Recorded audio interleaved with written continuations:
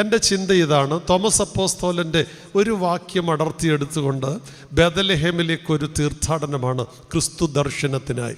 പെരുന്നാളുകളുടെ ആത്യന്ത്യവും പരമവുമായ ലക്ഷ്യം ബാബു അച്ഛൻ ഓർമ്മിപ്പിച്ചു. യെരൂശലേമിലെ പെരുന്നാളിൻ്റെ ഒരു പ്രസംഗത്തിൻ്റെ ഒരു ഭാഗം എടുത്തുകൊണ്ടാണ് അദ്ദേഹം ആമുഖമായിട്ട് പറഞ്ഞത്. അതേ, യോഹന്നാൻ്റെ സുവിശേഷം 10-ാം അധ്യായത്തിൻ്റെ 20-21 വാക്യത്തിൽ പറയുന്നുണ്ട്, യെരൂശലേമിൽ പെരുന്നാളിന് ചെന്ന ചില ആളുകൾ അവിടെ ഫിലിപ്പോസിനെ കണ്ടിട്ട് പറഞ്ഞൊരു കാര്യമുണ്ട്, ഞങ്ങൾക്ക് യേശുവിനെ കാണണം. എല്ലാ പെരുന്നാൾ ആഘോഷത്തിൻ്റെയും പരമമായ ലക്ഷ്യം ക്രിസ്തുവിലേക്കുള്ളൊരു കൈചൂണ്ടിയാണ്, തമ്പുരാൻ്റെ സന്നിധിയിലേക്ക്.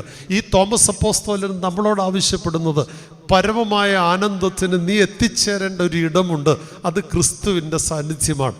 അതുകൊണ്ട് തന്നെ ഈ തിരുപ്പിറവിയിൽ ആ തീർത്ഥാടക സംഘത്തോട് ഈ സന്ധ്യകളെയൊക്കെ സാന്ദ്രമാക്കിക്കൊണ്ട് കാരൽ ഗ്രൂപ്പുകളൊക്കെ വീടുകളിൽ നിന്ന് കയറിയിറങ്ങുന്ന ഒരു കാലഘട്ടം കൂടിയാണ്.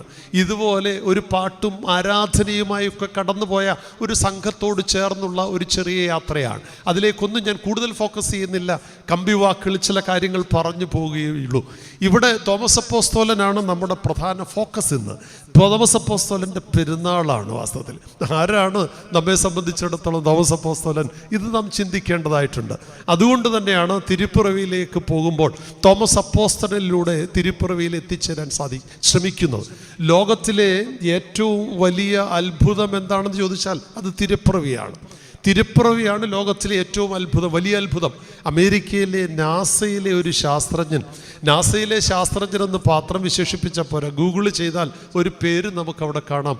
അദ്ദേഹത്തിൻ്റെ പേര് ജെയിംസ് ഇർവിൻ എന്നാണ്. ജെയിംസ് ഇർവിൻ പെൻസിൽവാനിയ എന്ന അമേരിക്കയിലെ ഒരു സംസ്ഥാനത്ത് അദ്ദേഹം ജനിച്ചത്. വളരെ സുമുഖനായ ഒരു കുഞ്ഞ്, പഠിക്കുവാൻ അതിസമർത്ഥനായ ഒരു കുഞ്ഞ്. അവിടുത്തെ പ്രധാന യൂണിവേഴ്സിറ്റികളിലാണ് അവൻ്റെ പഠനം. അവൻ്റെ പഠനത്തിൻ്റെ ശാഖ എറോനോട്ടിക് എൻജിനീയറിംഗ് ആയിരുന്നു. അതൊക്കെ ഏറ്റവും ഉന്നതമായിട്ട് അവൻ പാസ്സായി കഴിഞ്ഞപ്പോൾ അവൻ പൈലറ്റാകാൻ പ്രത്യേക പരിശീലനം നേടി. അവൻ പഠിച്ച ക്യാമ്പസിൽ നിന്ന് അവനെ ഒപ്പിയെടുത്തുകൊണ്ട് പോയി. അത്ര സമർത്ഥനായിരുന്നു അവൻ. അവിടുത്തെ മിലിറ്ററി പൈലറ്റാകാൻ തക്കവണ്ണം. മിലിറ്ററിയുടെ പൈലറ്റ് എന്ന് പറഞ്ഞാൽ കൊച്ചുകളിയല്ല, സാഹസികമാണ്. യുദ്ധക്കളത്തിലൊക്കെ യുദ്ധവിമാനങ്ങൾ പോലും പറപ്പിക്കേണ്ടതായിട്ടുണ്ട്. അപ്പം അത്ര സാഹസികതയുള്ള ചെറുപ്പക്കാരൻ. അവൻ്റെ ജിജ്ഞാസയും താല്പര്യവും ഒക്കെ അവനെ അവസാനം നാസയിൽ കൊണ്ടാക്കി. ഈ സ്ഥലങ്ങളൊക്കെ സന്ദർശിക്കാൻ ഭാഗ്യമുള്ളതുകൊണ്ട് വളരെ ലൈവായിട്ടാണ് ആ ഓർമ്മ ഞാൻ പങ്കിടുന്നത്. ഈ നാസയിൽ പോയത് അവൻ ബഹിരാകാശ യാത്രയ്ക്ക് ഒരുങ്ങാനായിട്ടാണ്. ബഹിരാകാശ യാത്ര എന്ന് പറയുന്നത് വളരെ ശ്രമകരമാണ്. നമുക്കറിയാം, ഇന്ത്യയുടെ കൽപ്പന ചൗള ഉൾപ്പെടെയുള്ള ആളുകൾ കൊളംബോ എന്ന ദുരന്തത്തിൽ ജീവൻ വെടിയേണ്ടി വന്നു. ഒരു ഉറപ്പുമില്ല മുമ്പോട്ടുള്ള ജീവിതത്തെക്കുറിച്ചും യാത്രയെക്കുറിച്ചും. പോകുന്നത് പോലെ എവിടെ തിരിച്ചെത്താമെന്നൊന്നും ഒരുറപ്പുമില്ല. ഈ സങ്കീർണമായ യാത്ര, അദ്ദേഹത്തിൻ്റെ ദൗത്യം ഒരു ലൂണാർ മിഷനിലായിരുന്നു, ചന്ദ്രനിലേക്കുള്ള യാത്രയാണ്. അതിനോടകം 5, 6, 7 ആളുകൾ സന്ദർശിച്ചു. 8ാമനായിട്ടാണ് അദ്ദേഹത്തിൻ്റെ യാത്ര. 1971 41 വയസ്സുള്ള ചെറുപ്പക്കാരൻ ഈ യാത്രയ്ക്ക് ഒരുങ്ങുന്നത്. അദ്ദേഹം ചന്ദ്രനിൽ പോയത് ഒരു വലിയ ചരിത്ര സംഭവമായിരുന്നു. അതിൻ്റെ കാരണം മുൻപാരും പോകാതിരുന്നു എന്നുള്ളത് കൊണ്ടല്ല, പോയെങ്കിൽ പോലും ഈ മനുഷ്യൻ്റെ യാത്ര. അതിൻ്റെ കാരണം ഏകദേശം 18.5 മണിക്കൂറോളം ചന്ദ്രനിൽ പര്യവേഷണം നടത്തി അവിടെ നിന്ന് ശേഖരിക്കാവുന്ന എല്ലാ സ്പെസിമെനുകളും ശേഖരിച്ചുകൊണ്ടാണ് അദ്ദേഹം മടങ്ങി സുരക്ഷിതനായിട്ടെത്തിയത്. വലിയ ഉത്സവ പ്രതീതി ജനിപ്പിക്കുന്ന സ്വീകരണങ്ങളൊക്കെ അദ്ദേഹത്തിന് ഒരുക്കി. അവസാനം ഒരു പത്രസമ്മേളനം നടത്തി അദ്ദേഹത്തെ ആദരിക്കുന്ന അവന് വാർത്താമാധ്യമങ്ങൾ അദ്ദേഹത്തിൻ്റെ എക്സ്പീരിയൻസ് പങ്കിടാൻ. അദ്ദേഹത്തോട് പത്രക്കാർ പറഞ്ഞത്, ഈ നൂറ്റാണ്ടിൻ്റെ അത്ഭുതമായിരുന്നു നിങ്ങൾ കാട്ടിയത്. കാരണം 18.5 മണിക്കൂർ ആ ഉപരിതലത്തിൽ, വളരെ സാഹസികമാണ് ആ യാത്ര, വളരെ ശ്രമകരമാണ് ആ യാത്ര. അതൊക്കെ കഴിഞ്ഞ് നിങ്ങൾ മടങ്ങിയെത്തിയപ്പോൾ അദ്ദേഹത്തെക്കുറിച്ച് പറഞ്ഞത് ചരിത്ര സംഭവമാണ്, നൂറ്റാണ്ടിൻ്റെ അത്ഭുതമാണ്. അദ്ദേഹം ശാന്തമായി എല്ലാം കേട്ടിരുന്നിട്ട് മറുപടി പ്രസംഗത്തിൽ അദ്ദേഹം പറഞ്ഞൊരു വാക്കുണ്ട്. ആ വാക്ക് മറ്റൊന്നുമല്ല. അദ്ദേഹം പറഞ്ഞത്, നിങ്ങൾ ഇതിനെ നൂറ്റാണ്ടിൻ്റെ സംഭവമായും അത്ഭുതമായും പറഞ്ഞല്ലോ, പക്ഷേങ്കിൽ ലോകത്തിൽ നാളിതുവരെ നടന്നതിൽ ഏറ്റവും വലിയൊരു അത്ഭുതം ഞാൻ നിങ്ങളോട് പറയാം. അത് ഈ ലൂണാർ മിഷനോ ചന്ദ്രനിൽ കാലുകുത്തിയതോ മറ്റ് ശാസ്ത്ര അന്വേഷകൻ്റെ എത്തപ്പെടലൊന്നുമല്ല. അതിനപ്പുറം ദൈവം എന്ന് പറയുന്ന ഒരുവൻ ഈ ഭൂമിയിലേക്ക് ഇറങ്ങി വന്ന് ഈ മണ്ണിലൂടെ നടന്നതാണ് ലോക ചരിത്രത്തിലെ ഏറ്റവും വലിയ മഹാത്ഭുതം. ഈ മനുഷ്യൻ ചുമ്മാതല്ല പറയുന്നത്. ആ ലൂണാർ യാത്രയ്ക്ക് ശേഷം അദ്ദേഹം എടുത്തൊരു തീരുമാനമുണ്ട്. ഈ മഹാത്ഭുതം നടത്തിയ ക്രിസ്തുവിൻ്റെ വഴിത്താരയിലൂടെ എൻ്റെ ശിഷ്ടായുസ്യം നടക്കും. ഇത്ര ശാസ്ത്രകുതുകിയായ, പ്രത്യേകിച്ച് അതിൻ്റെ നെറുകയിൽ നിൽക്കുന്ന മനുഷ്യൻ ശിഷ്ടായുസ് സുവിശേഷവും എടുത്തുകൊണ്ട് പ്രഘോഷണം നടത്തിയ ജെയിംസ് ഇർവിനാണ്. നിങ്ങൾക്ക് അന്വേഷിക്കാം, അതിൻ്റെ രേഖകൾ പരിശോധിക്കാൻ സാധിക്കും. ഇത്ര ശ്രേഷ്ഠമായ ഒരു സാക്ഷ്യമാണ് അദ്ദേഹം പറയുന്നത്. അതുകൊണ്ട് തന്നെയാണ് തിരുപ്പിറവി മഹത്വമാകുന്നത്. സൂര്യനിലോ ചൊവ്വയിലോ ഏതെങ്കിലും ഗ്രഹത്തിൽ പോയി മടങ്ങിയെത്തുന്നതിൽ എത്രയോ വലിയതാണ് ദൈവമായിരിക്കുന്നവൻ മനുഷ്യനായി ഈ മണ്ണിൽ ഇറങ്ങി വന്ന് അതിലൂടെ നടന്ന് മാനവരാശിയെ വീണ്ടെടുക്കുവാൻ നടത്തിയ ശ്രേഷ്ഠമായ ശുശ്രൂഷ. അതുതന്നെയാണ് ഈ സന്ധ്യയിലും നമുക്ക് അനിവാര്യമായി ചിന്തിക്കേണ്ടതും അത് ഗ്രഹിക്കേണ്ടതും. ആ വഴിത്താരയിലൂടെയാണ് നമുക്ക് യാത്ര ചെയ്യേണ്ടതും. അതിനുവേണ്ടിയാണ് തോമസ് അപ്പോസ്തലൻ്റെ അനുഗ്രഹീതമായ പെരുന്നാളിൽ അദ്ദേഹത്തിൻ്റെ വചസ്സുകളുടെ ചുവട് പിടിച്ചുകൊണ്ട് ഇതിലേക്ക് ഒരു ചെറിയ ചേർത്ത് വയ്ക്കുവാൻ ഞാൻ ശ്രമിക്കുന്നത്. അതുകൊണ്ട് തന്നെ തോമസ് അപ്പോസ്തലൻ്റെ വാക്യം കുറിവാക്യമായിട്ട് എടുക്കുന്നത് ശുദ്ധമുള്ള യോഹന്നാൻ്റെ സുവിശേഷം 11-ാം അധ്യായത്തിൻ്റെ 16-ാം വാക്യമാണ്. അവിടെ പറയുന്നു, ദിദീമോസ് എന്ന് പേരുള്ള തോമസ് അവരോട്, സഹശിഷ്യന്മാരോട്, അവനോടുകൂടി മരിക്കേണ്ടതിന് നമുക്കും പോകാം എന്ന് പറഞ്ഞു.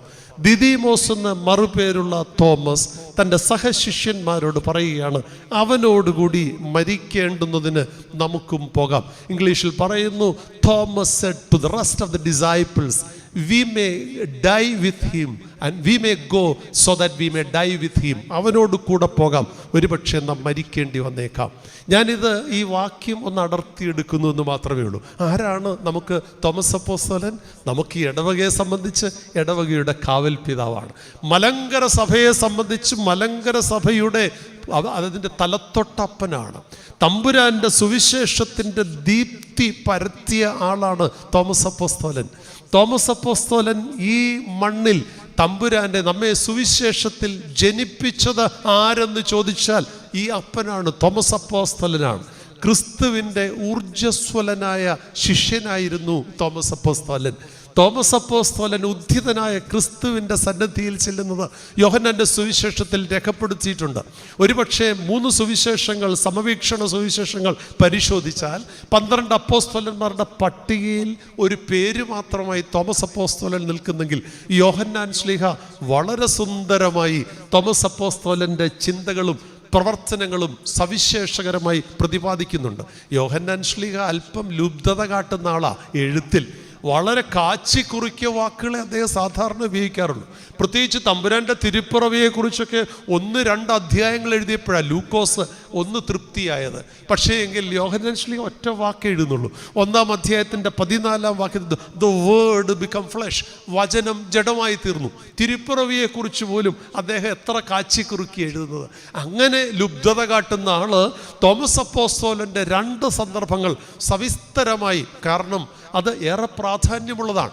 ഈ പിതാവിൻ്റെ ഇടപെടലുകൾ മാനവരാശിയുടെ രക്ഷയ്ക്ക് വേണ്ടി ഇറങ്ങി വന്ന ക്രിസ്തുവിൻ്റെ സുവിശേഷത്തിൻ്റെ പരമമായ ദൗത്യം വെളിപ്പെടുത്തുന്നതാണ്. ഏതാ 2 സന്ദർഭങ്ങൾ? ഒന്ന്, തൻ്റെ സ്നേഹിതനായ ലാസർ മരിച്ച വേളയിൽ ഒരു പ്രതിസന്ധി ഘട്ടം സംജാതമാകുമ്പോൾ അതിനെ നേരിടുന്ന സുന്ദരമായ ഒരു പ്രതികരണം. അത് തോമസ് അപ്പോസ്തലൻ്റെ ഭാഗത്തു നിന്നുള്ള അതാണ് 11-ാം അധ്യായത്തിലെ പ്രതിപാദ്യവും പ്രമേയവും. വീണ്ടും നാം കാണുന്നത് യോഹന്നാൻ സുവിശേഷൻ്റെ അവസാന ഭാഗത്തേക്ക് ചെല്ലുമ്പോൾ ഉദ്ധിതനായ ക്രിസ്തു പ്രത്യക്ഷനാകുമ്പോൾ തൻ്റെ സന്നിധിയിലേക്ക് വരുന്ന തോമസ് അപ്പോസ്തലനെ ചേർത്ത് നിർത്തി തൻ്റെ ചങ്കിലേക്ക് കരം സ്പർശിക്കുന്ന സന്ദർഭമാണ്. അവൻ ഉച്ചരിക്കുന്നൊരു വാക്കുണ്ട്, എൻ്റെ കർത്താവും എൻ്റെ ദൈവവുമേ. കൈസരിയ ഫിലിപ്പിയിൽ വെച്ച് പത്രോസ് ശ്ലീഹ താൻ ആരാണെന്നുള്ള ചോദ്യത്തിന് കൊടുക്കുന്ന മറുപടിയുണ്ട്. ജീവനുള്ള ദൈവത്തിൻ്റെ പുത്രനായ മശിഹ. അതെ, ഒരു പ്രസ്താവനയാണ് അവിടെ നടത്തുന്നെങ്കിൽ it is the affirmation of his faith. അവൻ്റെ വിശ്വാസത്തിൻ്റെ പ്രഖ്യാപനമാണ്. എൻ്റെ കർത്താവാണ്, എൻ്റെ ദൈവമാണ്. തോമസ് അപ്പോസ്തലൻ്റെ ഈ വചസ്സുകൾ ആർക്കും മറക്കാൻ സാധിക്കുക? തോമസ് അപ്പോസ്തലനെ ശ്രേഷ്ഠമാക്കുന്നത് ഈ വാക്കുകളാണ്. ഒരുപക്ഷെ 11-ാം അധ്യായത്തിൽ തൻ്റെ സ്നേഹിതനായ ലാസർ മരിച്ച വേളയിൽ ഒരു പ്രതിസന്ധിയെ തരണം ചെയ്യുവാൻ താൻ ഉപയോഗിക്കുന്ന വാക്കും, 21-ാം അധ്യായത്തിൽ പ്രത്യേകിച്ച് തമ്പുരാൻ്റെ പ്രത്യക്ഷ സന്ദർഭങ്ങളിൽ തൻ്റെ ചങ്കോട് ചേർത്ത് നിർത്തി കരം വെച്ചുകൊണ്ട് എൻ്റെ കർത്താവാണ്, എൻ്റെ ദൈവമാണെന്ന് പ്രഖ്യാപിക്കുന്ന പ്രഖ്യാപനങ്ങൾ, ഇതൊക്കെ തോമസ് അപ്പോസ്തലൻ്റെ മഹത്വവും ശ്രേഷ്ഠതയും ഒക്കെ വെളിപ്പെടുത്തുന്നതാണ്. ഈ ഉദ്ധിതനായ ക്രിസ്തുവിൻ്റെ ചങ്കിൽ തൊട്ടതിനെക്കുറിച്ച് ഒരു ശ്രേഷ്ഠനായ ചരിത്രകാരൻ രേഖപ്പെടുത്തുന്നുണ്ട്. പ്രത്യേകിച്ച് 2-ാം നൂറ്റാണ്ടിൽ ഐറേനിയസ് എന്ന് പറയുന്ന മനുഷ്യൻ ചരിത്രകാരനും അനുഗ്രഹീത പിതാവുമാണ്. അദ്ദേഹം ഓറക്കിൾ എന്ന് പറയുന്ന ഗ്രന്ഥത്തിൽ സൂചിപ്പിക്കുന്നത് ചുമ്മാതെ ചങ്കെ തൊടുകയായിരുന്നില്ലെന്നാണ്. അദ്ദേഹം പറയുന്നത് തമ്പുരാൻ്റെ ചങ്കിൽ നിന്ന് വിശുദ്ധ മൂറോൻ പകർന്നു കൊടുക്കുകയായിരുന്നു എന്നാണ് പറയുന്നത്. വിശുദ്ധ മൂറോൻ എന്ന് പറയുന്ന കാച്ചിക്കൂട്ടുന്ന തൈലമല്ല, തമ്പുരാൻ്റെ ചങ്കിൽ. അതുകൊണ്ടാണ് പിതാക്കന്മാർ നമ്മുടെ കെംതായുടെ നമസ്കാരം സന്ധ്യയ്ക്ക് ചൊല്ലുമ്പോൾ ഒരു കോലോയിൽ സൂചിപ്പിക്കുന്നുണ്ട്, നിൻ മുറിവുകളീ നേറ്റേൻ. എന്താ? മൂറോൻ്റെ മണം. നിന്റെ മുറിവുകളിൽ നിന്ന് മൂറോൻ്റെ മണം. മുറിവുകളിൽ നിന്ന് മൂറോൻ്റെ മണം ഏൽക്കണമെങ്കിൽ അതിൽ എന്താ നിറഞ്ഞിരിക്കുന്നത്? മൂറോനാ. അതുകൊണ്ടാണ് തൻ്റെ ശിഷ്യൻ്റെ തോമസ്ലീഹായെ കൊണ്ട് തൻ്റെ ചങ്കിലെ മുറിപ്പാടിൽ നിന്ന് സഭയ്ക്ക് മൂറോൻ പകർന്നു കൊടുത്തു എന്നും, ആ മൂറോൻ പകർന്നു കൊടുത്തതിനെ മറ്റു ശിഷ്യന്മാർ ഏറ്റുവാങ്ങായിരുന്നു, പകർന്നെടുക്കുകയായിരുന്നു എന്നൊക്കെ പിതാക്കന്മാർ സൂചിപ്പിക്കുന്നുണ്ട്. അതിൻ്റെയൊന്നും ചരിത്ര പശ്ചാത്തലങ്ങളിലേക്ക് ഞാൻ കടക്കാൻ ആഗ്രഹിക്കുന്നില്ല. ആരാണ് തോമസ് അപ്പോസ്തലൻ എന്ന് ചോദിച്ചാൽ കേവലം 12 പേരിൽ ഒരുവനെന്ന വിശേഷണത്തിനപ്പുറം, ഊർജ്ജസ്വലനായ ഒരു ശിഷ്യൻ എന്നതിലപ്പുറമായി മലങ്കര സഭയെ സംബന്ധിച്ചിടത്തോളം നമ്മെ സുവിശേഷത്തിൽ ജനിപ്പിച്ചവൻ, നമുക്ക് അനുഗ്രഹത്തിൻ്റെ വചസ്സുകൾ പകർന്നു തന്നവൻ, സുവിശേഷത്തിൻ്റെ ദീപ്തി കൊണ്ട് നമ്മെ പ്രോജ്വലമാക്കിയ പിതാവാണ് തോമസ് അപ്പോസ്തലൻ. തീർന്നില്ല. ഗോമസ് എന്ന ചരിത്രകാരൻ തോമസ്ലീഹായുടെ അന്ത്യകാലഘട്ടങ്ങളെക്കുറിച്ച് സൂചിപ്പിക്കുന്നു. അദ്ദേഹത്തിൻ്റെ സൂചനയിൽ പറയുന്നത് ചിന്നമലയിൽ വെച്ചാണ് അദ്ദേഹം കുത്തുകൊള്ളുന്നത്. ഡിസംബർ 18 ആ ഡേറ്റാണ് അവിടെ സൂചിപ്പിക്കുക. ആ കുത്തുകൊള്ളുമ്പോൾ അദ്ദേഹം പ്രാർത്ഥിച്ചുകൊണ്ടാണ് ഇരുന്നത്. പ്രാർത്ഥിച്ചുകൊണ്ട് മുട്ടുമ്മേൽ പ്രാർത്ഥിച്ചുകൊണ്ടിരുന്ന മനുഷ്യന് കുത്തുകൊള്ളുമ്പോൾ ചങ്കിലാണ്. തമ്പുരാൻ്റെ ചങ്കിലെ മുറിവ് പോലെ ആ മുറിവ് ഏറ്റുവാങ്ങിയ ഭക്തനായിരുന്നു തോമസ് അപ്പോസ്തലൻ. ഈ ചങ്കിലെ മുറിപ്പാടിൽ അദ്ദേഹത്തിൻ്റെ കയ്യിൽ നാം വേദപുസ്തകം പിടിക്കുന്ന പോലെ കുരിശാലേഖനം ചെയ്തൊരു കല്ലുണ്ടായിരുന്നു, സെയിൻറ്റ് തോമസ് ക്രോസ്. അത് ചേർത്ത് പിടിച്ചു എന്നാണ് അദ്ദേഹം രേഖപ്പെടുത്തിയിരിക്കുന്നത്. ചിന്നമലയിൽ നിന്ന് പെരിയമല വരെ അദ്ദേഹം വേദനയിൽ പിടഞ്ഞുകൊണ്ട്, എന്നാൽ ക്രിസ്തുവിൻ്റെ ആ മുറിപ്പാടിനെ ധ്യാനിച്ചുകൊണ്ട് അദ്ദേഹം യാത്ര ചെയ്ത് അവിടെ വെച്ച് 21-ാം തീയതി ഈ കാലയവനികയ്ക്കുള്ളിൽ മറഞ്ഞു എന്ന് പറയുന്നതിനേക്കാൾ ക്രിസ്തുവിനോടൊപ്പം ചേർന്നു എന്ന് വിശേഷിപ്പിക്കുന്നതാണ് ഏറ്റവും ഉചിതമായിട്ടുള്ളത്. ഞാൻ പറഞ്ഞു വരുന്നത് അവസാനത്തുള്ളി ചോര വരെ. എന്തുകൊണ്ടാണത്? ചങ്ക് കുത്തുകൊണ്ട് രക്തം വാർന്നിടുമ്പോൾ. അതുകൊണ്ടാണ് ക്രിസ്തുവിൻ്റെ ക്രൂശിലേക്ക് നോക്കി അവൻ്റെ മുറിവിൽ നിന്ന് രക്തവും വെള്ളവും ഒഴുകിയെന്ന് പറഞ്ഞാൽ അവസാനത്തുള്ളി ചോര വരെ. ഒരു മനുഷ്യൻ മരിച്ചാലും അത് ഹൃദയത്തിൻ്റെ അറകളിൽ കുറേയൊക്കെ രക്തം ചേർന്ന് നിൽക്കും. എന്നാൽ ചങ്കിൽ കുത്തുകൊണ്ടാൽ അവസാനത്തുള്ളി ചോര വരെ ചോർന്നു പോകും. അതുകൊണ്ട് അവസാനത്തുള്ളി ചോര വരെ ഒഴുക്കിയതാ ഈ മണ്ണിൽ മലങ്കരയ്ക്ക് വേണ്ടി. ഈ പിതാവിനെ നമുക്ക് എങ്ങനെയാണ് വിസ്മരിക്കാൻ സാധിക്കുക? ഇദ്ദേഹത്തെ മാറ്റി നിർത്താൻ എങ്ങനെയാണ് നമുക്ക് സാധിക്കുക? ഒരുപക്ഷെ സഭയുടെ പല കലുഷിതമായ ഈ അന്തരീക്ഷങ്ങളിലും മർത്തോമൻ പൈതൃകവും സ്വത്വബോധവും ഒക്കെ ഉണ്ടാകണമെന്ന് പിതാക്കന്മാർ പറയുന്നതിൻ്റെ കാരണം ആ പിതാവ് ആരുമല്ലെന്നും, ആ പിതാവിന് പൗരോഹിത്യമില്ലെന്നും ആ പിതാവിനെ ലിസ്റ്റിലില്ലെന്നും ഒക്കെ പറഞ്ഞാൽ എങ്ങനെയാ ഒരു വിശ്വാസിക്ക് ചേർന്ന് നിൽക്കാൻ സാധിക്കുക? എങ്ങനെയാണത് സഹിക്കുന്നത്? നമ്മുടെ പിതൃത്വത്തെ ചോദ്യം ചെയ്യുന്നതിന് തത്തുല്യമല്ലേ? നമ്മെ സുവിശേഷത്തിൽ ജനിപ്പിച്ച പിതാവ് ആരുമല്ല ഒന്നുമല്ല എന്ന് ആരെങ്കിലും പറഞ്ഞാൽ എങ്ങനെയാ നമുക്ക് അവരോട് ചേർന്ന് നിൽക്കാൻ സാധിക്കുക? അതുകൊണ്ട് തന്നെ മാർത്തോമാ ശ്ലീഹായുടെ പൈതൃകമുള്ള ഈ മക്കൾ നമുക്ക് ആ മാർത്തോമാ ശ്ലീഹായുടെ നല്ല പൈതൃകത്തെ നമ്മുടെ ചിന്തയോട്, നമ്മുടെ ബുദ്ധിയോട്, നമ്മുടെ വിശ്വാസത്തോട് ചേർത്ത് നിർത്തുവാനായിട്ട് സാധിക്കണം. അദ്ദേഹത്തിൻ്റെ സുന്ദരമായ ഒരു അനുഗ്രഹീതമായ വചസ്സാണ് 11-ാം അധ്യായത്തിൻ്റെ 16-ാം വാക്യത്തിൽ ദിദിമോസ് തോമസ് തൻ്റെ സഹശിഷ്യന്മാരോട് അവനോടുകൂടി മരിക്കേണ്ടുന്നതിന് നമുക്കും പോകാം എന്ന് പറഞ്ഞത്. അവനോടുകൂടി മരിക്കേണ്ടുന്നതിന് നമുക്കും പോകാം. പശ്ചാത്തലം നമുക്കറിയാം. ക്രിസ്തുവിൻ്റെ സ്നേഹിതനായ ലാസർ മരിച്ചു. ലാസർ വാണ ഇടം ബഥാന്യയാണ്. തമ്പുരാൻ അന്ന് പാർക്കുന്ന ഇടം യെരുശലേമിൽ നിന്ന് 2 ദിവസത്തോളം യാത്ര ചെയ്യാൻ ദൂരമുള്ള സ്നാനമേറ്റ യോർദാൻ നദിയുടെ സമീപത്തായിട്ടാണ്. ഈ പ്രാന്തപ്രദേശങ്ങളിലൊക്കെ യാത്ര ചെയ്യുവാനുള്ള ഭാഗ്യമുണ്ടായതുകൊണ്ട് കൃത്യമായി ആ വഴിത്താരകളൊക്കെ മനോമുഖരങ്ങളിൽ വരികയാണ്. അന്ന് ഇതുപോലെയുള്ള യാത്രാ സൗകര്യങ്ങളൊന്നുമില്ല. വളരെ പ്രയാസമുള്ള ഘട്ടമാണ്. വഴിത്താരകളൊന്നും വേണ്ടുവോളമില്ല. അദ്ദേഹത്തിന് വാർത്ത കിട്ടിയപ്പോൾ മറ്റ് ശിഷ്യന്മാരൊക്കെ ഇടപെടുകയാണ്. അവരിടപെടാനൊരു കാര്യമുണ്ട്. പ്രത്യേകിച്ച് ശുദ്ധമുള്ള യോഹന്നാൻ്റെ സുവിശേഷം 10-ാം അധ്യായത്തിൻ്റെ 31-ും 39-ഉം വാക്യങ്ങളിൽ അന്ന് ക്രിസ്തുവിന് നേരെ ഉണ്ടായ പ്രതിസന്ധികളെക്കുറിച്ച്, വല്ലാത്ത പ്രലോഭനങ്ങളെക്കുറിച്ച് വേദപുസ്തകത്തിൽ രേഖപ്പെടുത്തിയിട്ടുണ്ട്. താൻ യെരൂശലേമിലേക്ക് കടന്നു ചെല്ലുമ്പോഴൊക്കെ അവിടെ അപകടപ്പെടുത്തുവാൻ നോക്കിയിരിക്കുന്നൊരു മതസമൂഹവും മതപ്രമാണികളും ഉണ്ടായിരുന്നു. തമ്പുരാൻ്റെ ശകാരങ്ങൾക്കും വളരെയധികം വിമർശനങ്ങൾക്കും പാത്രമായൊരു വിഭാഗമാണ്.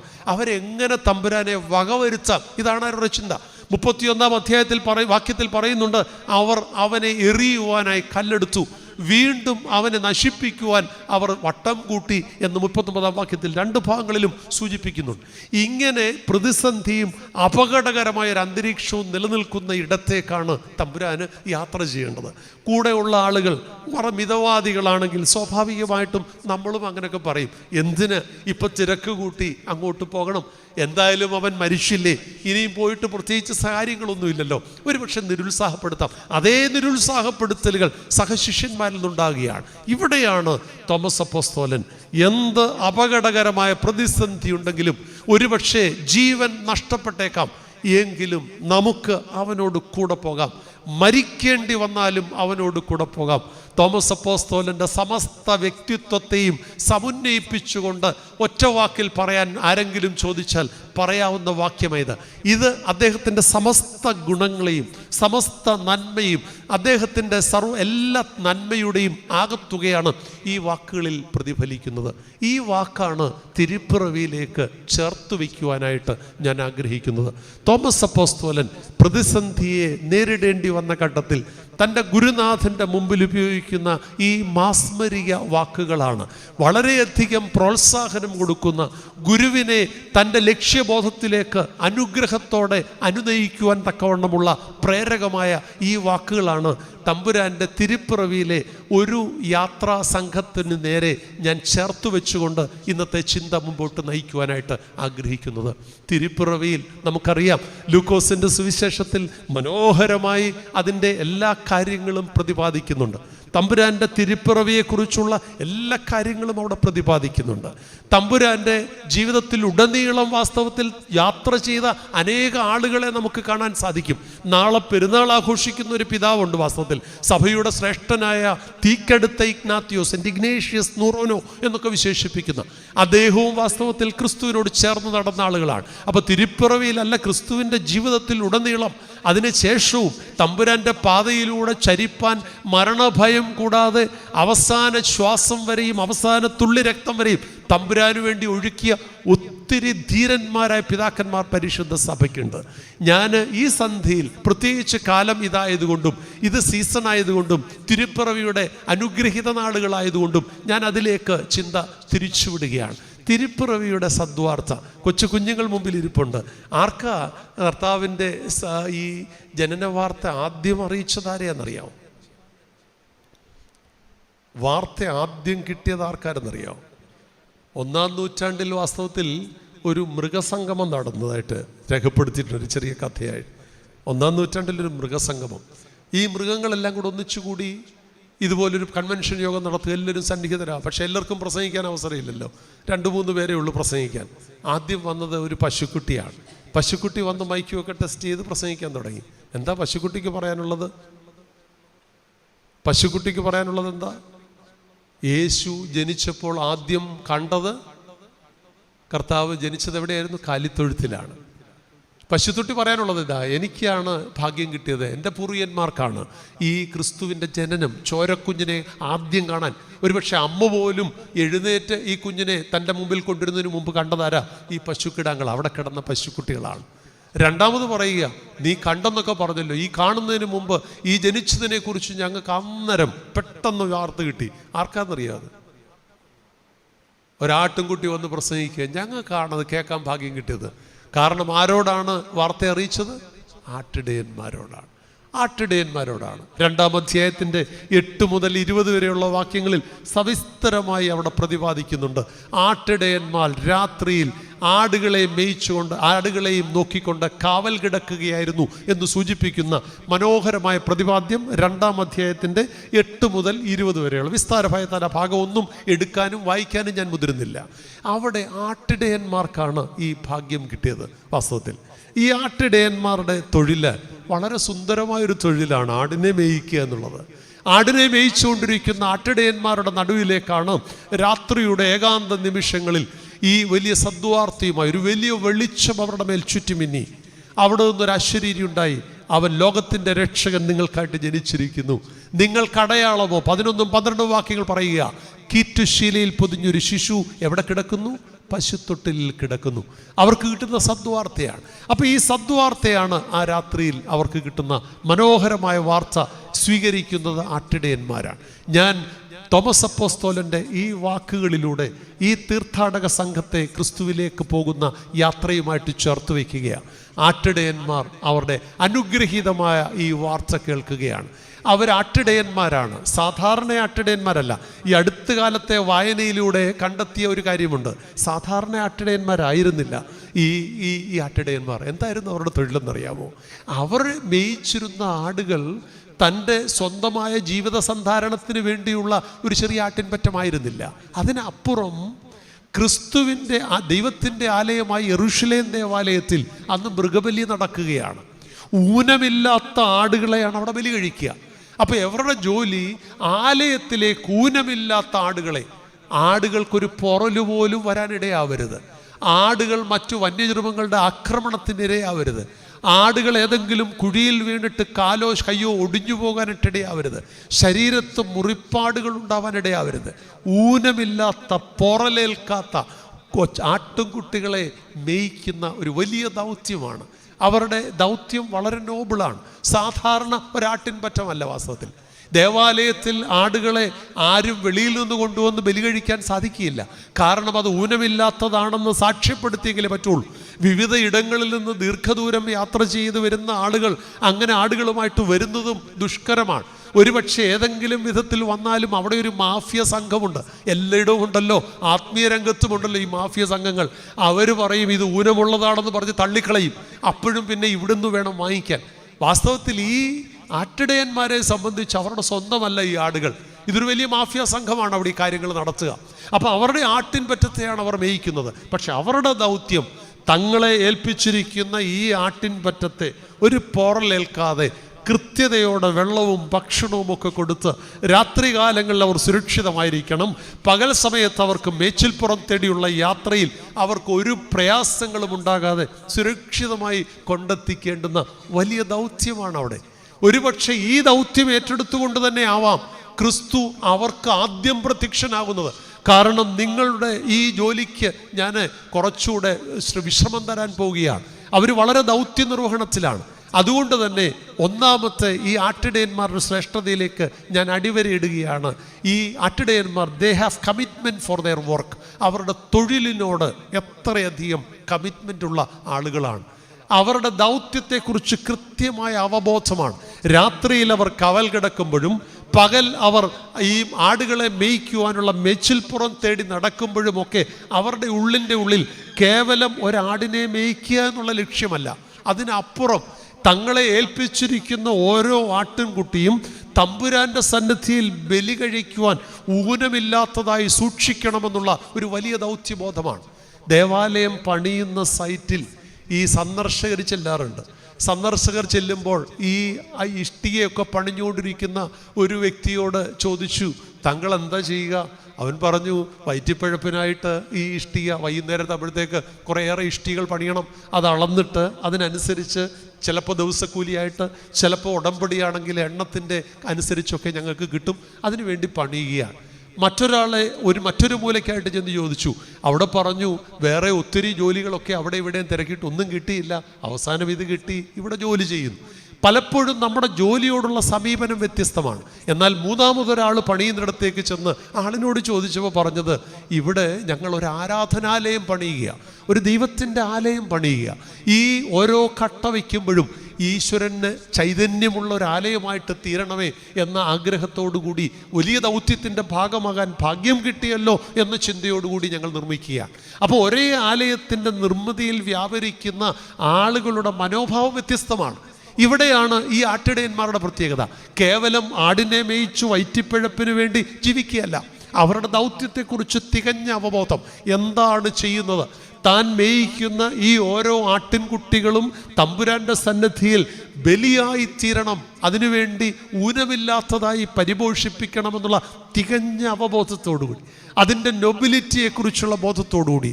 And they have had the feeling that every work is worship, അത് വർഷിപ്പാണ്, ആരാധനയാണെന്നുള്ള ബോധ്യത്തോടുകൂടി പ്രവർത്തിക്കുന്ന ആട്ടിടയന്മാരെയാണ് കാണുന്നത്. എന്നെ കേൾക്കുന്ന ദൈവജനമേ, വളരെ അപകടകരമായ ജീവിതമാണ് അവരുടേത്. എന്താ അവരുടെ അപകടം? വേദപുസ്തകത്തിൽ പറയുന്നുണ്ട്, 8-ാം വാക്യത്തിൽ പറയുന്നത് അവർ വെളിയിലാണ്. വെളിയിൽ ഇന്നിപ്പോൾ നമുക്ക് വെളിയിൽ ഇവിടൊക്കെ സുരക്ഷിതമായി നടക്കാം, പക്ഷെ അവിടെ ശൈത്യമാണ്, കഠിനമായ കൊടും ശൈത്യമാണ്. അച്ഛൻ പറഞ്ഞല്ലോ, 2 രാജ്യങ്ങളിൽ ശുശ്രൂഷിക്കാനിടയായി. വെളിയിലോട്ട് ഇറങ്ങണമെങ്കിൽ 4-5 കോട്ടിട്ടെങ്കിലേ ഈ ശൈത്യകാലത്ത് വെളിയിൽ ഇറങ്ങാൻ സാധിക്കുകയുള്ളൂ. അത്ര കൊടും തണുപ്പാണ്. ഈ കൊടും തണുപ്പിനെ അവഗണിച്ചുകൊണ്ട് അതിൻ്റെ ആലയുടെ വാതിക്കൽ അവർ കിടക്കുന്നത്. സമയം രാത്രിയുടെ യാമങ്ങളാണ്. ആ കിടക്കുന്ന ഇടം, പ്രത്യേകിച്ച് ഈ ആട്ടിടയന്മാർ രാപാർത്തു എന്ന് വിശ്വസിക്കുന്ന ഇടം യാത്ര സന്ദർശിക്കാൻ ഭാഗ്യമുണ്ടായിട്ടുണ്ട്. ഒരു ഗുഹയ്ക്കകത്താണ്. അപ്പോൾ ഈ ഗുഹയുടെ വാതിലിൽ കിടക്കുന്നത് അപകടകരമാണ്. വന്യമൃഗങ്ങളുടെ ആക്രമണങ്ങളുണ്ടാവാം, ഇഴജന്തുക്കളുടെ വലിയ വിഷം വമിക്കുന്ന ഇഴജന്തുക്കളുടെ ശല്യം ഉണ്ടാവാം, തന്നെയുമല്ല അജമോഷണം ഉണ്ടാവാം. ഇവരൊക്കെ തമ്മിൽ കടുത്ത മത്സരമുള്ള ആളുകളാണ്. രാത്രിയിൽ അവന്മാർ കിടന്നുറങ്ങിയാൽ മറ്റ് സംഘങ്ങൾ വന്നിട്ട് അടിച്ചു മാറ്റിക്കൊണ്ടുപോകും. വാസ്തവത്തിൽ ഈ ഇന്നസെൻ്റ് ആയിട്ടുള്ള ആളുകൾ, എത്ര നിഷ്കളങ്കരായിട്ടുള്ള ആളുകൾ, പക്ഷേങ്കിൽ തങ്ങളുടെ ജോലിയെക്കുറിച്ച്, തങ്ങളുടെ ദൗത്യത്തെക്കുറിച്ച്, ചെയ്യുന്ന കർമ്മത്തെക്കുറിച്ച് കൃത്യതയോടുകൂടി ബോധ്യമുള്ള ആളുകൾ. ഒരുപക്ഷെ അവരുടെ പ്രതിഫലമൊക്കെ വളരെ തുച്ഛമായിരിക്കും. അവരെ ചൂഷണം ചെയ്യുന്ന വലിയ സംഘം അപ്പുറത്തുണ്ട്. പക്ഷെ അതൊന്നും അവരെ സംബന്ധിച്ച് വിഷയമല്ല. ഡൽഹിയുടെ കൊടും തണുപ്പിൽ ഈ കഴിഞ്ഞ 1 വർഷക്കാലം ജീവിതം ഹോമിച്ച എത്രയോ കർഷകരുണ്ടെന്നറിയാം. ഈ കർഷകർ നല്ല മനുഷ്യരാണ്. അവരുടെ അധ്വാനവും അവരുടെ കഷ്ടതയും ഒന്നും ആരും കാണാനില്ല. അതൊക്കെ ചൂഷണം ചെയ്തൊരു വലിയ സംഘം, മാഫിയ സംഘം അതിൻ്റെയൊക്കെ പിന്നിലുണ്ട്.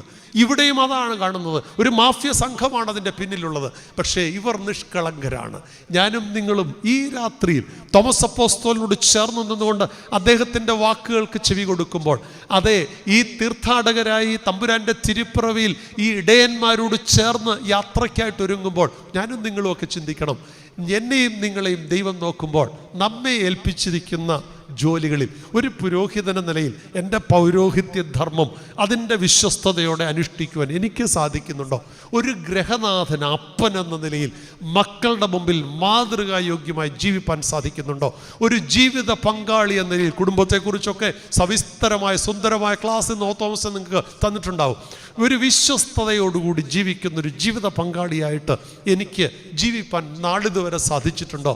ഒരു മകൻ, മകൾ എന്ന നിലയിൽ എൻ്റെ മാതാപിതാക്കളുടെ ഉത്തരവാദിത്വങ്ങൾ കൃത്യതയോടെ, അല്ലെങ്കിൽ ഔദ്യോഗിക ശ്രേണികളിൽ ഞാനും നിങ്ങളും ഒക്കെ വ്യാപരിക്കുന്നവരാണല്ലോ. നമ്മുടെ കൃത്യങ്ങൾ എത്ര പൂർണ്ണതയോടുകൂടി അനുഷ്ഠിക്കുന്നു? അത് കേവലം പ്രതിഫലേച്ഛയുടെ വെളിച്ചത്തിലാണോ? അതോ സ്ഥാനമാനങ്ങൾ അലങ്കരിക്കുന്നതിന് വേണ്ടിയുള്ള ഉത്സാഹത്തിലാണോ? അതിലുപരി ഓരോ നിയോഗങ്ങളും, അത് കുടുംബസ്ഥനാവട്ടെ, ഔദ്യോഗിക സ്ഥാനമാകട്ടെ, പൗരോഹിത്യ സ്ഥാനിയാവട്ടെ, ഇതെല്ലാം എൻ്റെ തമ്പുരാൻ്റെ നിയോഗമാണെന്നുള്ള തിരിച്ചറിവോടെ, ദൈവം എന്നെ ആക്കിയിരിക്കുന്ന വിശ്വസ്തതയുടെ ഇടങ്ങളാണെന്നുള്ള തിരിച്ചറിവോടെ നമുക്ക് ജീവിപ്പാൻ സാധിക്കുന്നുണ്ടോ? ആട്ടിടയന്മാർ നമ്മുടെ കണ്ണ് തുറപ്പിക്കുന്ന സന്ധിയാണിത്. തമ്പുരാനോടൊപ്പമുള്ള യാത്ര ശ്രമകരമാണ്. രാത്രി അവർ ചെയ്യുന്ന തൊഴിൽ ജീവൻ അപകടപ്പെടുത്തുന്നതാണ്. ഒരു പക്ഷേയെങ്കിൽ അവരുടെ ജീവൻ നഷ്ടമാകാം. ഇതൊന്നും അവരെ സംബന്ധിച്ച് വിഷയമല്ല. തണുപ്പത്ത് കിടന്നാൽ ഹൈപ്പോതെർമിയ എന്ന് പറയുന്നൊരു പ്രശ്നമുണ്ട്. കടുത്ത തണുപ്പടിച്ചാൽ ചത്തുപോകാൻ. എനിക്കറിയാം, ഷിക്കാഗോയിൽ ഞാൻ ശുശ്രൂഷിക്കുമ്പോൾ ഒരു വല്യച്ഛൻ്റെ കൊച്ചുമകനായിരുന്നു.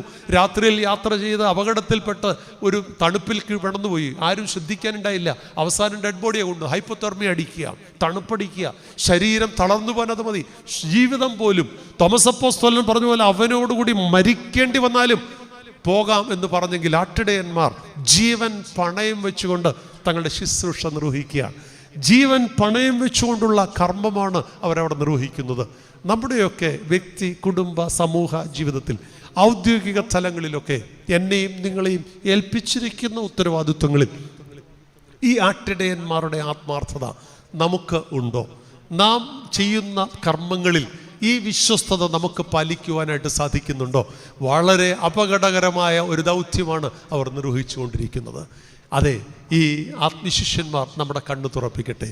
വീണ്ടും ഈ ആട്ടിടയന്മാരുടെ അനുഭവങ്ങളിലേക്ക് രണ്ടാമത് കടന്നു പോകുമ്പോൾ നമുക്ക് കാണാനായിട്ട് സാധിക്കുന്നത് ദെയർ കമ്മിറ്റ്മെൻറ്റ് ടു വർക്കായിരുന്നു നാം ആദ്യം കണ്ടത്. ദെയർ കമ്മിറ്റ്മെൻറ്റ് ടു വർഷിപ്പ്, ആരാധനയോടുള്ള അവരുടെ താല്പര്യം. അവർ പോവുകയാണ്. ഈ ആട്ടിൻപറ്റത്തെ മേയിച്ചുകൊണ്ടിരിക്കുന്ന ദൗത്യത്തിനിടയിലാണ് ഈ ദിവ്യമായ ദൂതും സന്ദേശവും അറിയിക്കുന്നത്. ഞാനത് ഓർമ്മിപ്പിച്ചല്ലോ. ഒരുപക്ഷെ അവർ ചെയ്യുന്ന ഈ കർമ്മത്തിന് ഒരു വിരാമമിടാനാണ് തമ്പുരാൻ വരുന്നത്. അതുകൊണ്ട് ആദ്യം അറിയിക്കേണ്ടതും അവരെ തന്നെയാണ്. നിങ്ങളുടെ അധ്വാനത്തിനൊക്കെ വിരാമമിടുകയാണ്. നിങ്ങൾ ഇനി ക്ലേശിക്കേണ്ട. ജീവൻ പണയം വെച്ചുകൊണ്ടുള്ള ഈ ശ്രമകരമായ ദൗത്യം ഇനി നിങ്ങൾ തുടരണ്ട. അതിനൊക്കെ ഞാൻ അറുതി വരുത്തുകയാണ്.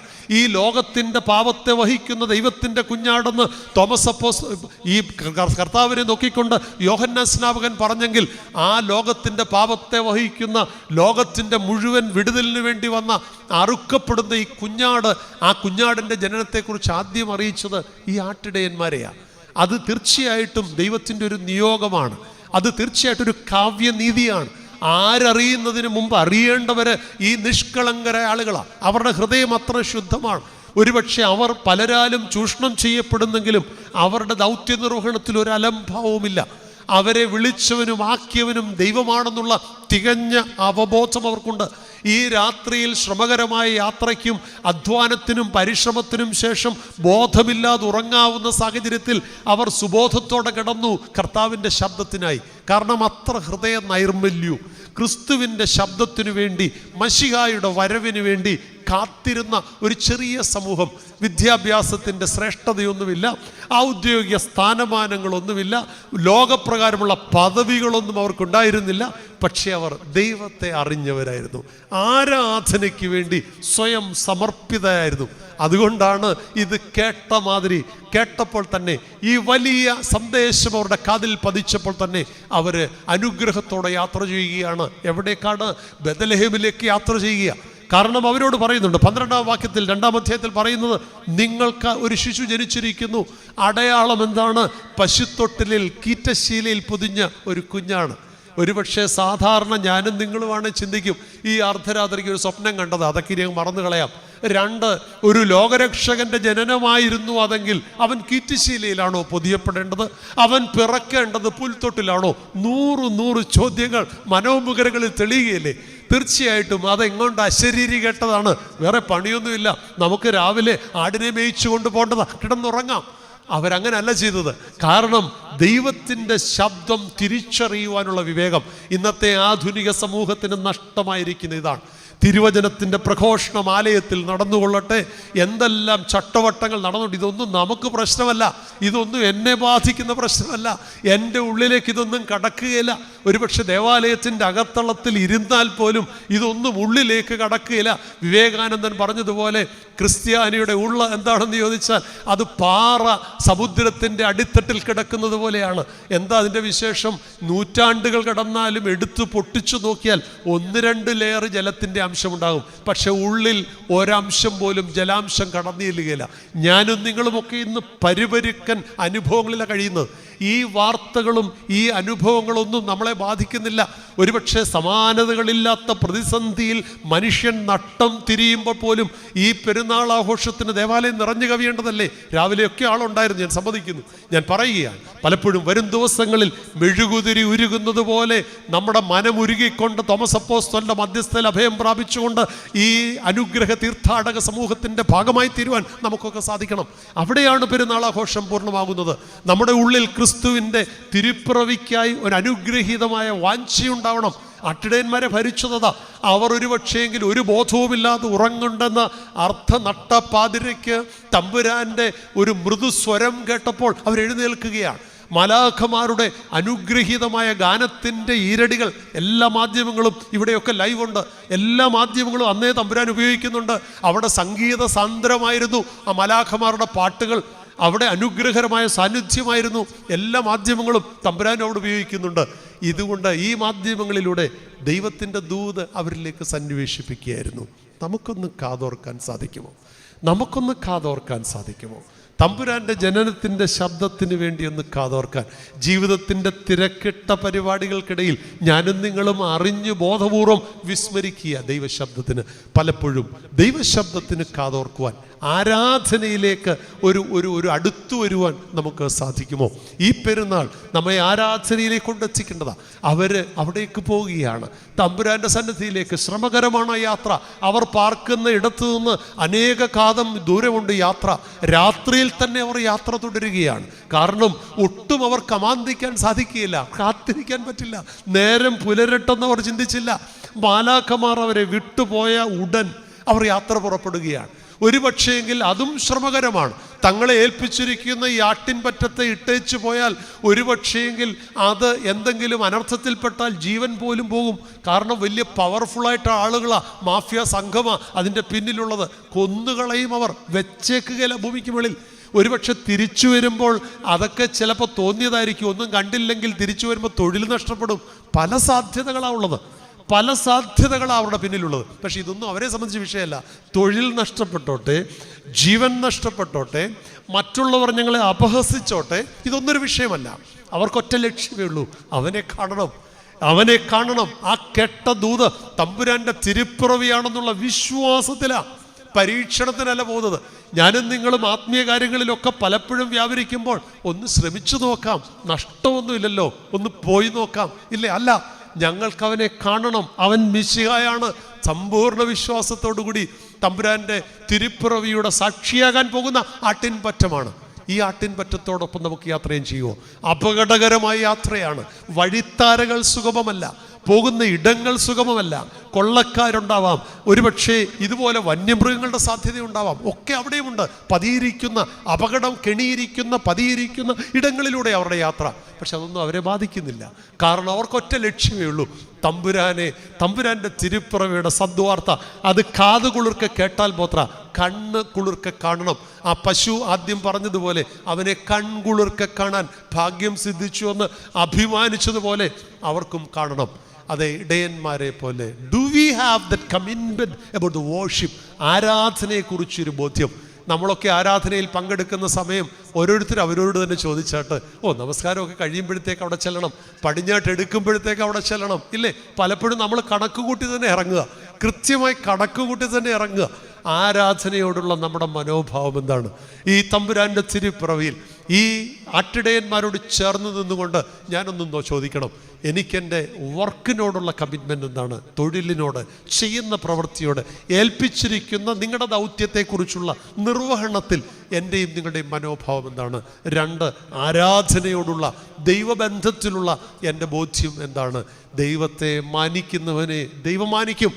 ദൈവത്തെ മാനിക്കുന്ന, ശമൂവേൽ പ്രവാചകന്റെ പുസ്തകം 2-ാം അധ്യായത്തിൽ പറയുന്നതാണ്, ദൈവത്തെ മാനിക്കുന്നവനെ ദൈവം മാനിക്കും. ദൈവത്തെ നിന്ദിക്കുന്നവനെ ദൈവം എല്ലാവരുടെയും മുമ്പിൽ നിന്ദാപാത്രമാക്കും. ഞാനും നിങ്ങളും നിന്ദാപാത്രമായി തീരാതെ വന്ദിക്കപ്പെടണമെങ്കിൽ, ആദരിക്കപ്പെടണമെങ്കിൽ, മാനിക്കപ്പെടണമെങ്കിൽ ദൈവത്തിൻ്റെ മുമ്പിൽ നമുക്കൊരു കമ്മിറ്റ്മെൻറ്റ്, ആരാധനയോടൊരു കമ്മിറ്റ്മെൻ്റ് ഉണ്ടാവണം.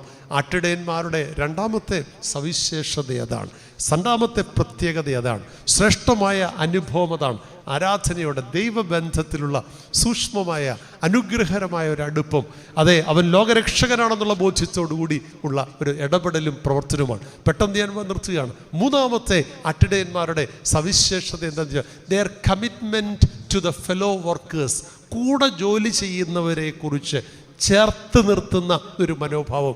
കൂടെ ഏതെങ്കിലും ഒരാളായിരിക്കും ഈ വാർത്ത കേട്ടതാദ്യം. കേട്ടപ്പോൾ വിചാരിച്ചാൽ മതി, നോക്കിയപ്പോൾ എല്ലാം കൂർക്കം വലിച്ചു കിടന്നുറങ്ങുക. എടാ, എനിക്ക് ഈ ഭാഗ്യം കിട്ടി, ഇനിയിപ്പോൾ ഞാനങ്ങ് സിദ്ധനാകാം, ഇനിയിപ്പോൾ ഞാൻ എന്ത് പറഞ്ഞാലും അവന്മാർ കേട്ടോട്ടെ എന്ന് പറഞ്ഞാൽ മതിയായിരുന്നു. ഇല്ല, അവരുടെ മനോഭാവം അതായിരുന്നില്ല. ഈ ഒരുത്തൻ കേട്ടെങ്കിൽ അവൻ പെട്ടെന്ന് തട്ടി ഉണർത്തി എല്ലാവരെയും. അവരുടെ കൂടെയുള്ളവരെ കുറിച്ചുള്ളൊരു കരുതൽ, അവരെ ചേർത്ത് നിർത്താനുള്ളൊരു കരുതൽ. എത്ര മനോഹരമായൊരു കാഴ്ചപ്പാടാണ്, എത്ര സുന്ദരമായൊരു കാഴ്ചപ്പാടാണ്.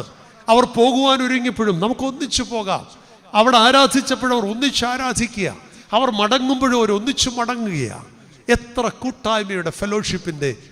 എവിടെയും കൂട്ടായ്മ വേണ്ട, എൻ്റെ കുടുംബജീവിതത്തെങ്കിലും, എൻ്റെ ജീവിത പങ്കാളിയോടുള്ള ബന്ധത്തിലെങ്കിലും, എൻ്റെ ജീവിത പങ്കാളി എല്ലാത്തിലും ഞാൻ ഒട്ടും താഴ്ത്താതെ ചേർത്ത് നിർത്തുന്ന ഒരു നല്ല മാതൃകായോഗ്യമായ കുടുംബമാണ് എൻ്റെതെന്ന് പറയാൻ എത്ര പേർക്ക് സാധിക്കും? മക്കളും അപ്പനും അമ്മയും അടങ്ങുന്ന കുടുംബം ഒരു കൈവിരൽ ചേർത്തു പിടിക്കുന്നത് പോലെ ഐക്യത്തിൻ്റെ കൂട്ടായ്മയാണ് എൻ്റെ വീടുകൾ എന്ന് പറയാൻ സാധിക്കുമോ?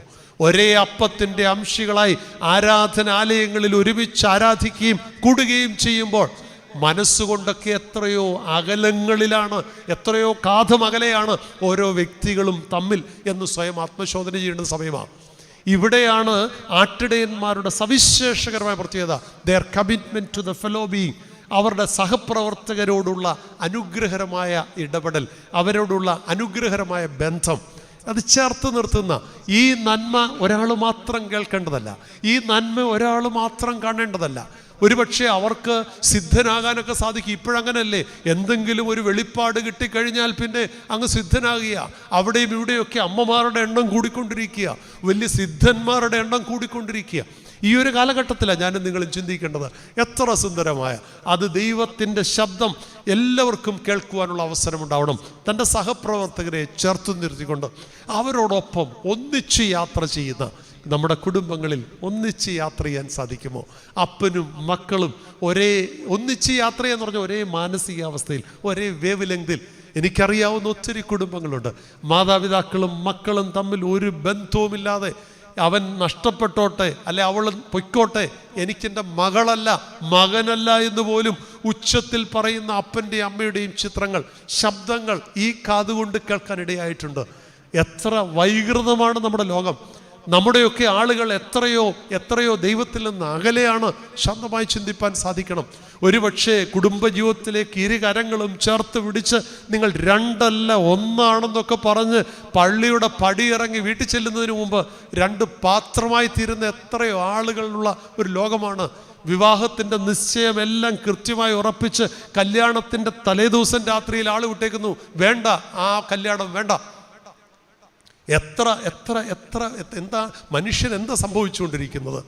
ഞാൻ സ്വയം ആലോചിക്കണം. നമ്മുടെ സഹകൂട്ടുകാരോട്, പ്രവർത്തകരോടുള്ള മാനസികാവസ്ഥ എന്താണ്? സഹജീവികളോടുള്ള നമ്മുടെ മനോഭാവം എന്താണ്?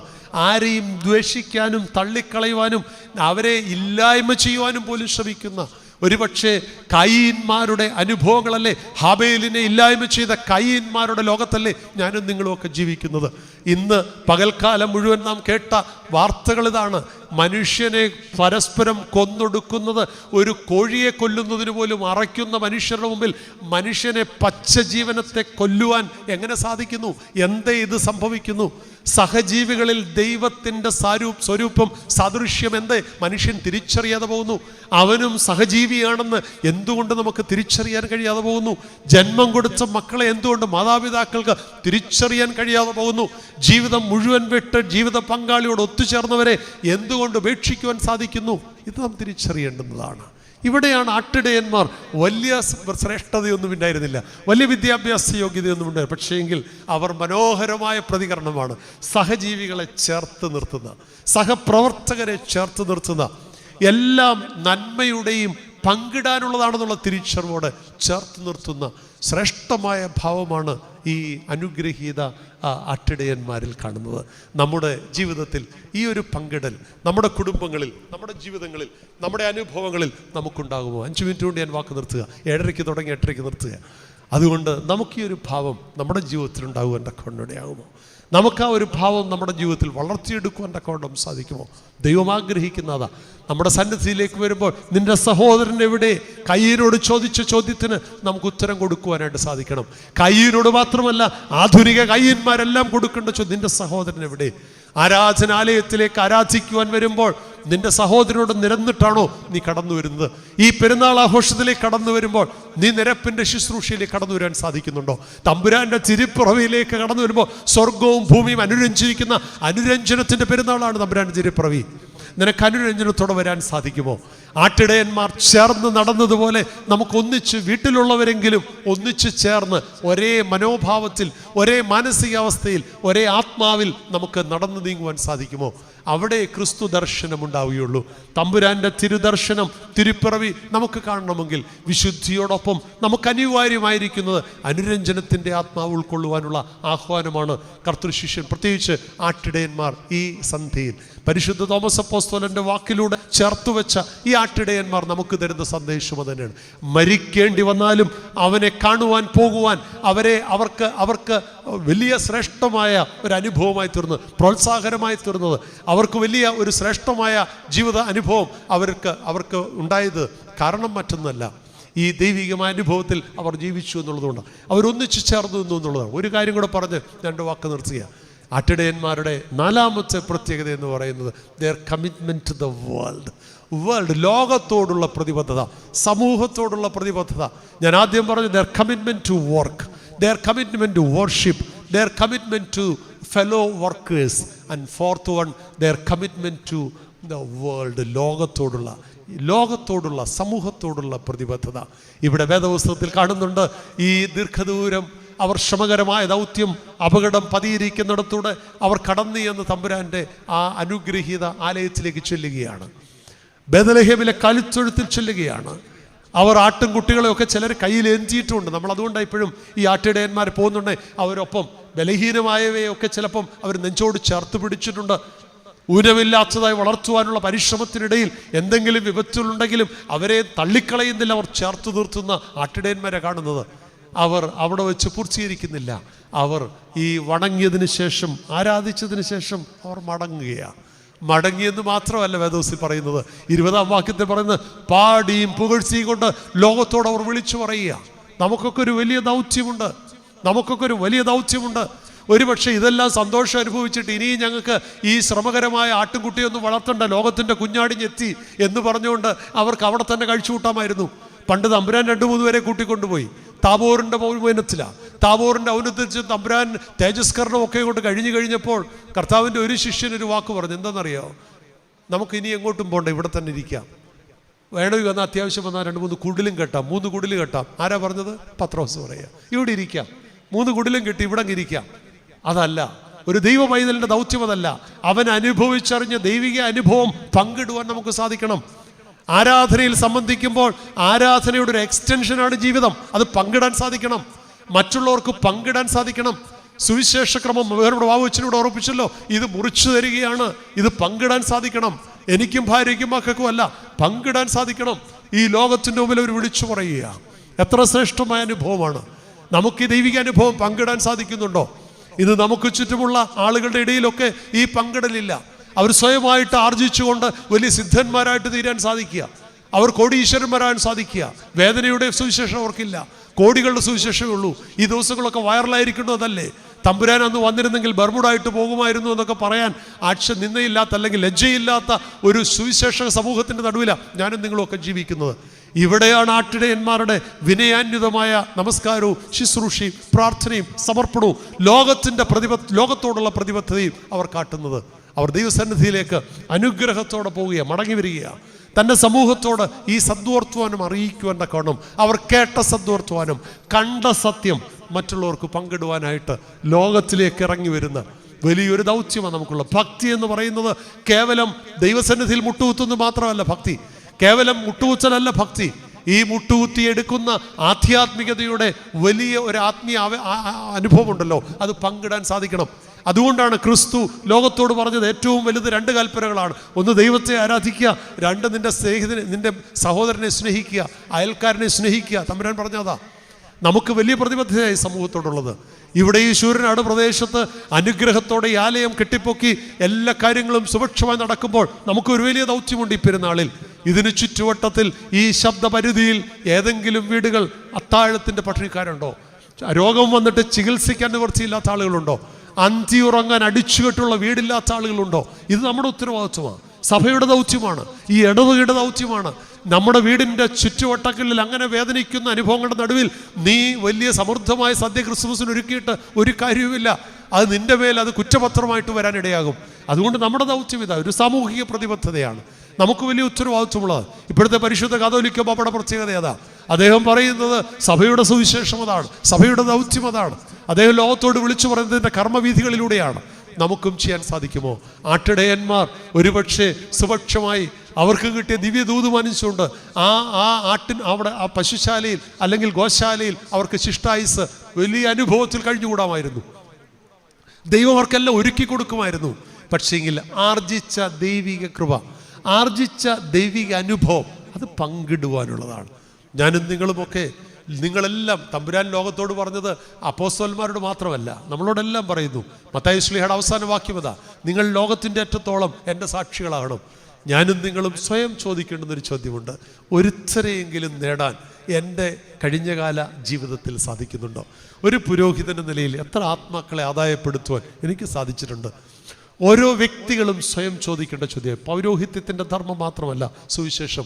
തമ്പുരാൻ പൗരോഹിതന്മാരോട് മാത്രമല്ല പറഞ്ഞത്, എല്ലാവരോടും പറഞ്ഞതാ. ഞാനും നിങ്ങളും അനുദിന ജീവിതത്തിൽ ആർജിക്കുന്ന ആധ്യാത്മിക അനുഭവം, ചൈതന്യം, ഇത് പങ്കിടാൻ സാധിക്കുന്നുണ്ടോ? കുടുംബാംഗങ്ങളിൽ ആദ്യം യെരൂശലേമിൽ, പിന്നെ യഹൂദിയിൽ, പിന്നെ ലോകമെമ്പാടും. വീട്ടിൽ എൻ്റെ കുടുംബവുമായി ബന്ധപ്പെട്ട് ദൈവത്തെ അറിയാതെ ജീവിക്കുന്ന ആരുണ്ട്? എൻ്റെ ചുറ്റുവട്ടത്തിൽ ആരുണ്ട്? നമുക്ക് അന്വേഷിക്കേണ്ടത് വലിയ ദൗത്യമാണ്. അവനെ കണ്ടെങ്കിൽ ആ കണ്ട് തൃപ്തി അടയുവാൻ, ഇരിക്കുവാനല്ല, ഓടുവാൻ സാധിക്കണം. എന്താണ്? സുവിശേഷവുമായിട്ട് ഓടണം. ശമരിയക്കാരി ഓടുകയാണ്, ഞാൻ കണ്ടു അവൻ മശിഹയാണ്, ഓടുകയാണ് സുവിശേഷവുമായിട്ട്. നമുക്ക് ഓടാൻ സാധിക്കുന്നുണ്ടോ? ഓടുകയാണ്. മഗ്ദലക്കാരി മറിയ ഉദ്ധിതനായ ക്രിസ്തുവിനെ കണ്ടു, അവൾ ഓടുകയാണ്. അവനെ ഉയർത്തെഴുന്നേറ്റു. ആദ്യത്തെ സുവിശേഷക ആരാണെന്ന് ചോദിച്ചാൽ 12 അപ്പോസ്തലന്മാർ പോലുമല്ല, ആ സ്ത്രീയാണ്, മഗ്ദലക്കാരി മറിയാണ് ആദ്യം ഈ ലോകത്തോട് സുവിശേഷം വിളിച്ചു പറഞ്ഞത്. കാരണം ദർശനവും അവൾക്കാണ് ഉണ്ടായത്. നമുക്കൊരു വലിയ ദൗത്യമുണ്ട്. അത് അപ്പോസ്തലന്മാർക്ക് മാത്രമുള്ളതല്ല, പൗരോഹിത്യ സ്ഥാനികൾക്ക് മാത്രമല്ല, ഓരോ സാധാരണക്കാരനുമുണ്ട്. നമുക്ക് മറ്റുള്ളവരോട് ഈ അനുഭവിച്ചറിഞ്ഞ സത്യങ്ങളെ, ദർശിച്ച സത്യങ്ങളെ, ശ്രവിച്ച സത്യങ്ങളെ, അനുഭവിച്ച സത്യങ്ങളെ നമുക്ക് പങ്കിടുവാൻ സാധിക്കുമോ? നമ്മുടെ വലിയ ദൗത്യവും ഉത്തരവാദിത്വവും അതാണ്. അവർ ബേത്ലഹേമിൽ പോയി അങ്ങ് തച്ചിനിരിക്കുകയല്ല ചെയ്തത്, ലോകത്തോട് പിന്നെ വിളിച്ചു പറയുക. എന്നെ കേൾക്കുന്ന വലിയ സമൂഹമേ, തമ്പുരാനോടൊപ്പം അനുഗ്രഹരമ 3.5 വർഷക്കാലത്തെ ശ്രേഷ്ഠമായ ശുശ്രൂഷയ്ക്ക് ശേഷം തോമസ് അപ്പോസ്തലൻ അവിടെ എവിടെങ്കിലും കഴിച്ചു കൂട്ടാമായിരുന്നു? ഇല്ല. ഓടി. എവിടേക്ക് ഓടിയത്? ഈ കൊച്ചു ഭാരതത്തിലേക്ക് ഓടുകയാണ്. ഇവിടെ വളരെ ദുഷ്കരമാണ്, അപകടകരമാണ് ഇവിടുത്തെ അനുഭവം. ഇതൊക്കെ അറിയാം. പക്ഷേ വിഷയമല്ല. ചത്തോട്ടെ, മരിച്ചോട്ടെ, കർത്താവിനോട് പറഞ്ഞതുപോലെ മരിക്കേണ്ടി വന്നാലും ഞാൻ പോവുകയാണ്. ഇവിടേക്ക് വന്നത് അതിനു വേണ്ടിയാണ്. അവസാനത്തുള്ളി ചോര ഒഴിക്കുന്നതിന് വേണ്ടിയാണ്. അവൻ പറയുന്നു, 11-ാം അധ്യായത്തിൻ്റെ 16-ാം വാക്യത്തിൽ പറയുന്നു, മരിക്കേണ്ടി വന്നാലും നമുക്ക് പോകാം അവനോടൊപ്പം. മരിക്കേണ്ടി വന്നാലും നമുക്ക് പോകാം. ആ അപ്പോസ്തലന്മാരെ പോലെ തമ്പുരാൻ്റെ തിരുപ്പിറവിയിലും ജീവൻ പണയം വെച്ചുകൊണ്ട് ഇറങ്ങി തിരിച്ച് ഒത്തിരി വ്യക്തിത്വങ്ങളെ കാണും. ഇവിടെ നിഷ്കളങ്കരായ ഈ അനുഗ്രഹീത ആട്ടിടയന്മാരാണ് നിങ്ങളുടെ ശ്രദ്ധയിലേക്ക് തോമസ് അപ്പോസ്തലൻ്റെ വചസ്സുകൾ ചേർത്ത് വയ്ക്കുവാൻ പറ്റിയ ഒരു ചെറിയ സമൂഹമായി ഈ സന്ധ്യയിൽ കണ്ട് അവരുടെ ജീവിതത്തിൻ്റെ സമസ്ത മേഖലകളിലേക്കുമുള്ള ഒരു ചെറിയ എത്തിനോട്ടമാണ് അവർക്ക് ലോകത്തോട്, തൻ്റെ തൊഴിലിനോട്, ദൈവത്തോട്, ഒപ്പം തൻ്റെ സഹപ്രവർത്തകരോട് തന്നെയല്ല തങ്ങളുടെ ലോകത്തോടുള്ള പ്രതിബദ്ധത. Their commitment to work. വാക്ക് നിർത്തുന്നു. ദൈവം നമ്മെല്ലാം അനുഗ്രഹിക്കും.